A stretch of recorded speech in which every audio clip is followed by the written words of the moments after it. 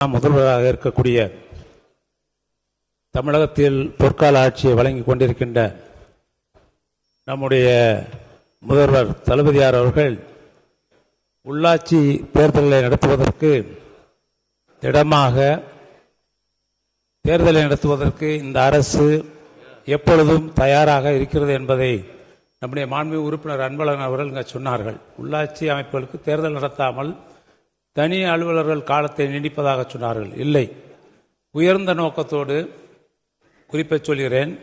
4 மாநகராட்சிகள் உருவாக்கப்பட்டிருக்கிறது. அதில் 46 ஊராட்சிகள் சேர்கிறது. 46 ஊராட்சிகள் அதுக்குள்ளே வருது. நீங்கள் பார்த்தீங்கன்னா உதாரணத்திற்கு சொல்ல வேண்டும் என்றால் தூத்துக்குடியில் மாப்பிள்ளையூரணின்னு ஒரு ஊராட்சி இருக்கு.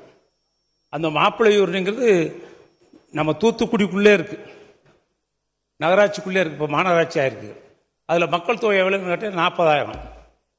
திருவாரூர் எடுத்துக்கிட்டேன்னா, நகராட்சியில் எடுத்துக்கிட்டேன்னா ஊருக்கு நடுவிலே ஒரு ஊராட்சி இருக்கு. இப்படி சிறிய சிறிய பகுதிகள், ஊராட்சியில் இருக்கின்ற பகுதிகள் நகரத்திற்குள் இருக்கிறது.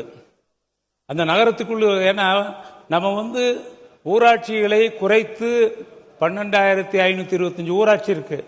ஊராட்சிகளின் எண்ணிக்கையை குறைத்து 100 நாள் வேலைக்காக அதையெல்லாம் குறைச்சி நகரத்தில் போய் சேர்க்க போறோங்கிற கருத்து அன்பழகன் சொன்ன கருத்து தவறு.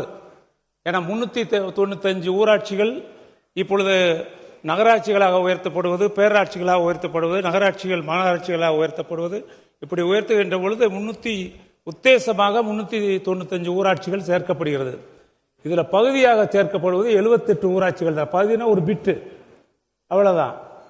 இப்ப நம்முடைய அரசு என்ன நினைக்குதுன்னா, நான் ஒரே ஒரு கருத்து சொல்லிடுறேன். நீங்க 94 இது சட்டம் 5 ஆண்டுகளுக்கு ஒரு முறை உள்ளாட்சி தேர்தல் கண்டிப்பாக நடத்தப்பட வேண்டும் என்று சட்டம் இயற்றப்பட்டது தமிழ்நாட்டில். ஆனால் நீங்கள் தேர்தல் நடத்தவில்லை. 96 முத்தமிழறிஞர் கலைஞர் வந்துதான் 96 வெற்றிகரமாக அந்த தேர்தலை நடத்தி முடித்து காண்பித்தார்கள். 2006 2011 வரைக்கும் ஒன்றும் இல்லை. 2011க்கு பின்னாடி நீங்க 11 முறை தனி அலுவலர்கள் காலத்தை நீடித்து தேர்தல் நடத்துவதற்கு பயந்து காலத்தை நீடித்த ஆட்சி அதிமுக ஆட்சி என்பதை இந்த பதிவிட விரும்புகின்றேன்.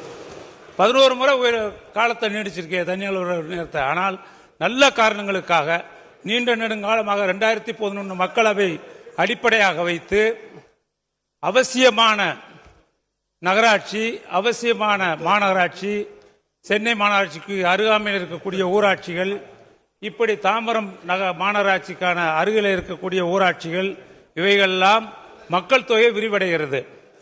ஒரு நகராட்சி மாநகராட்சி ஆகின்ற பொழுது மக்கள் தொகை உயர்கிறது.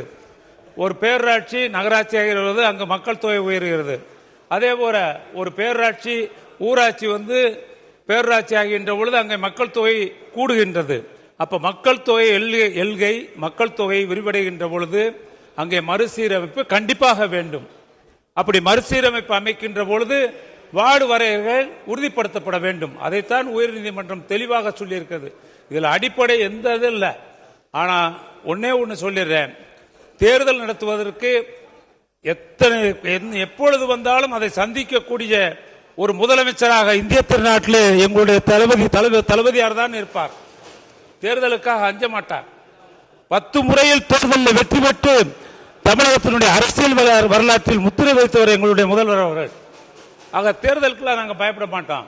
நேற்று தேர்தலை அறிவித்தார்கள், எங்களுக்கு ஒதுக்கீடு கிடைத்தது, உடனே வேட்பாளரை அறிவித்தார்கள் இரவுக்குள். அதுதான் திராவிட முன்னேற்ற கழகம், அதனுடைய தலைவர் தளபதியார் அவர்கள். எனவே சொல்கிறேன், எப்பொழுதும் திராவிட முன்னேற்ற கழகம் மக்களாட்சி தத்துவத்தில் நம்பிக்கையுள்ள இயக்கம் திராவிட முன்னேற்ற கழகம். இப்ப மறுசீரமைப்பு பணிகள் முடிந்தவுடன் தேர்தல் நடத்த தயாரா இருக்க. உயர்நீதிமன்றம் கூட தீர்ப்பு சொல்லியிருக்கு. மறுவரை முக்கியம், எல்கைகள் முக்கியம், மறுசீரமைப்பு முக்கியம், வார்டு வரையறைகள் முக்கியமாக இருக்க வேண்டும்.